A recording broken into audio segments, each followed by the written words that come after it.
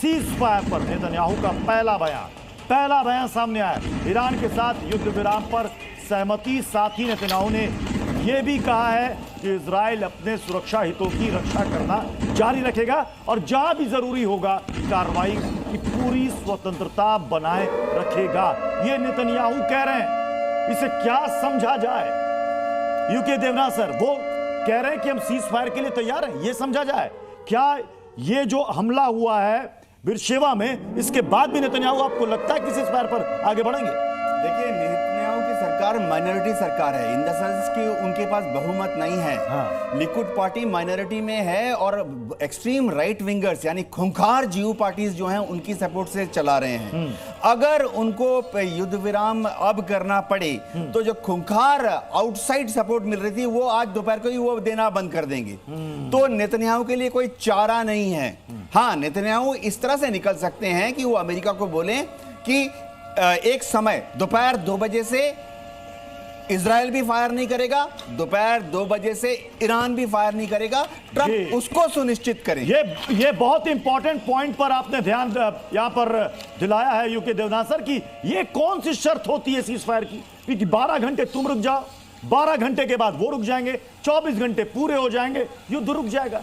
अब ट्रंप की cease fire की जरा शर्तें क्या है इसको भी आप समझिए।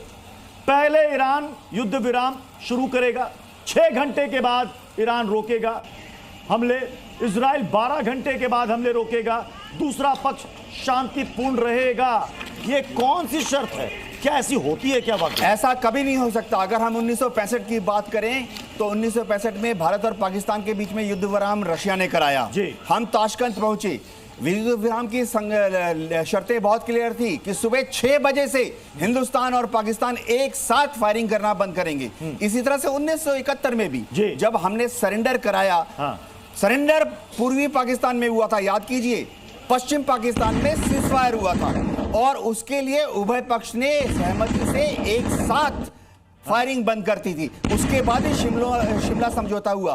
तो युद्ध विराम जब, क्योंकि देखिए उनको अपने विरोधी पार्टियों को साथ में लेके चलना है। अगर कोई भी पक्ष ऐसा है जो ढीला लगे कि इसने पहले घुटने टक दिए तो वो विरोधी पक्ष तो दुंदुभी बजा दे। इन सबके बीच एक के बाद एक तस्वीर आ रही है, वो भी अपने दर्शकों को हम बताते चले किस तरह से। यहां पर देखिए ये बीरशेवा शहर की तस्वीर सामने आ रही है, जी न्यूज पर एक्सक्लूसिव तस्वीरें। ईरान ने मिसाइल अटैक किया है, देखिए कितनी तेजी से अचानक से धमाका होता है, पूरी तरह से वहां आग का एक बड़ा सा गुबार उठता है और मिसाइल के ये इंपैक्ट की ये तस्वीरें हैं। जी न्यूज पर एक्सक्लूसिव तस्वीर हम आपको दिखा रहे हैं। युद्ध विराम का दावा, लेकिन इजराइल पर सबसे बड़ा हमला, सबसे ज्यादा कैजुअल्टी एक बार में देखने को मिली है। इस वक्त ये बड़ी खबर आ रही है और प्रत्युष ये तस्वीरों को देख करके समझा जा सकता है कि डोनाल्ड ट्रंप का दावा कितना हवाई था। ईरान ने तो धुआं कर दिया है उन दावों को। ईरान की बातों से भी साफ लगता है, क्योंकि ईरान की तरफ से जो वहां की मीडिया है उसकी तरफ से जो खबर छापी गई उसमें यह कहा गया कि जब कतर पर अमेरिकी बेस पर हमला किया गया और उसके बाद हमारे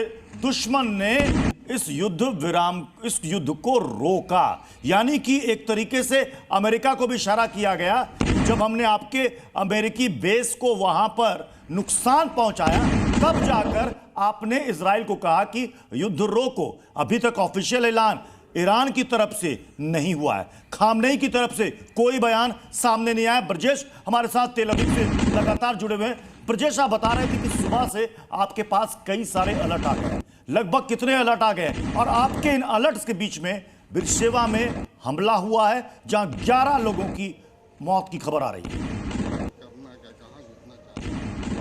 बिल्कुल, देखिए यहाँ पे सायरन की आवाज पहले आपको मैं सुनाता हूँ। तुरंत अभी भी लाइव हम दिखा रहे हैं, जी न्यूज उस जगह मौजूद है जहाँ पे सायरन बज रहा है और सायरन बजने के बाद देखेंगे तस्वीरों को। जो लोग यहाँ पर अब तक बैठे हुए थे वो सीधा अब सेफ हाउस की तरफ आगे भाग रहे हैं। ये लोग आगे जा रहे हैं और यहाँ पर चूंकि बेसमेंट के अंदर यहाँ पर सेफ हाउस बनाया गया है। सायरन एक बार फिर से सुनिए और उसके बाद इन तस्वीरों को भी देखते रहिए।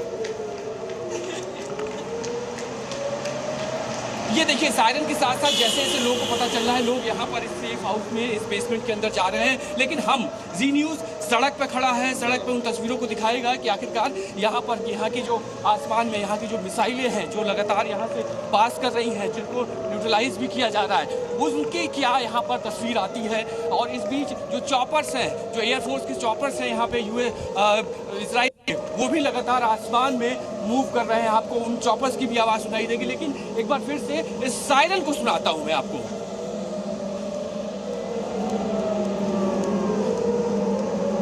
तो ये सायरन लगातार बज रहा है, लगातार मूवमेंट, और इसी की वजह से सड़क एक बार फिर से आप देखेंगे तो सड़क यहाँ की खाली हो चुकी है। थोड़ा सा और आगे आपको ले चलता हूँ, ये पूरा का पूरा रेजिडेंशियल इलाका, भीड़ भाड़ वाला इलाका, लेकिन हर जगह सन्नाटा है। ज़ी न्यूज़ यानी हम लोग यहाँ पर मौजूद हैं और हर एक तस्वीर को दिखाएंगे आपको कि आखिरकार यहाँ पर हो क्या रहा है। और जिस तरीके से हमले हो रहे हैं आज सुबह से तेल अवीव में, पिछले 2 दिन बाद इस तरीके की लगातार सुबह से पिछले 1.5 घंटे से लगातार हर 5 मिनट में, 7 मिनट में, 10 मिनट में इसी तरह की मूवमेंट हो रही है, इसी तरीके के अलर्ट आ रहे हैं, इसी तरह के सायरन बज रहे हैं और सायरन बजने के बाद लोग सेफ हाउस में जहां पर आप मौजूद हैं वहां से मात्र 110 किलोमीटर की दूरी है बीरशेवा की, जहां पर ये मिसाइल्स दागे गए हैं।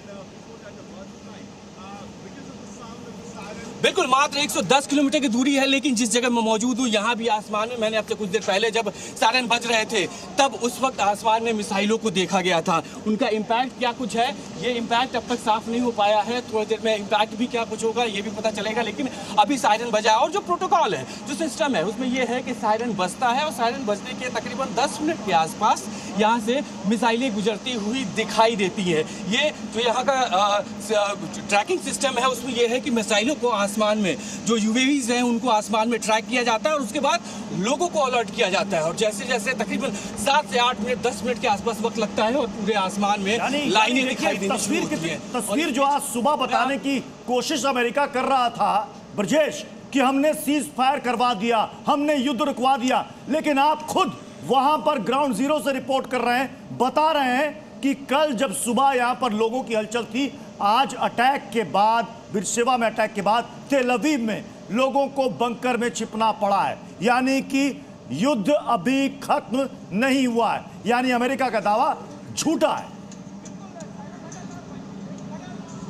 हम ये कह सकते हैं क्योंकि आज जो सुबह से तस्वीरें देखी तेल अवीव में, पिछले 2 दिनों से इस तरह के अलार्म नहीं बज रहे थे, लेकिन आज अलार्म बजने शुरू हो गए और लगातार 1.5 घंटे में तकरीबन 8 से 10 बार अलार्म बजा है। अलर्ट्स नोटिफिकेशन लगातार आ रहे हैं। इसका मतलब ये है कि अटैक, जो मिसाइलें यहाँ से गुजरने वाली होती हैं, वो यहाँ का डिफेंस सिस्टम उनको ट्रैक कर रहा है और ट्रैक करने के बाद उनको शट डाउन कर दे रहा है। लेकिन इस बीच अलर्ट की जो बात मैं लगातार कर रहा हूँ, लोगों को अवेयर, लोगों को अलर्ट किया जा रहा है और उसी की वजह से बिल्कुल ब्रजेश।